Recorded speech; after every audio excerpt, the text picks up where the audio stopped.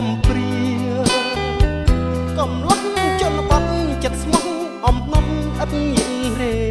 សម្បុរក៏ខ្មៅមិនសទេជាកូនអ្នកស្រែទាំងសាច់ទាំងឈាមបងខ្មៅតែរូបតែចិត្តស្លូតបូតសជ្រះថ្លាមិនចេះพูดខបោកអ្នកណា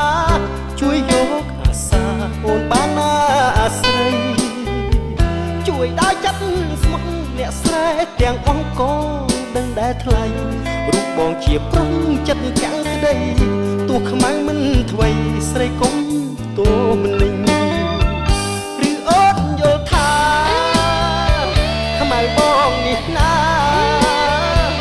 មិនសមជីវ៉ាពុកផាដីក្រុងក្រមុំភ្នំពេញខ្មៅបងខ្មៅស្រែចេះខ្លាចអើម៉ែចិត្តពោពេញដោយភាពស្មោះត្រង់ឥតតូមនិញបើបងស្រឡាញ់គឺមួយជីវិតសារភាពនៃស្នេហ៍ដែលបងខំថែលាក់ក្នុងចិត្តមិនដឹងថាអូនគិតដូចម្ដេចខឹងឬអាណិតចំពោះរូបបងខ្វល់អើយសែនខ្វល់ចិត្តជួលច្របល់អំពលកន្លងបើសិនជាអូនមិនស្អប់បងឆ្លើយប្រាប់បងផងតើស្នេហ៍បងទី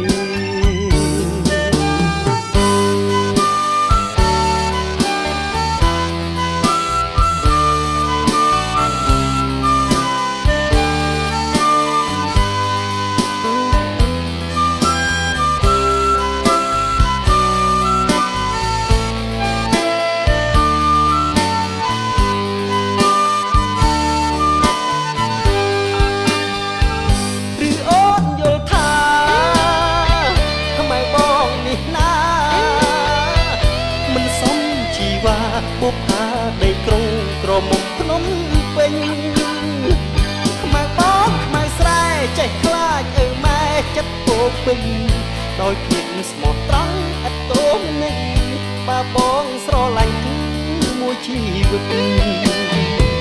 សារភាពក្តីស្នេហ៍ដែលបងខំថែលាក់ក្នុងចិត្ត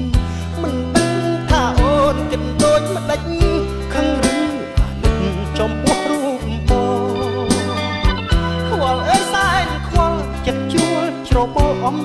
ពលកន្លងបើសិនជាអូនមិនស្អប់បងឆ្លើយប្រាប់បងផងតើស្នេហ៍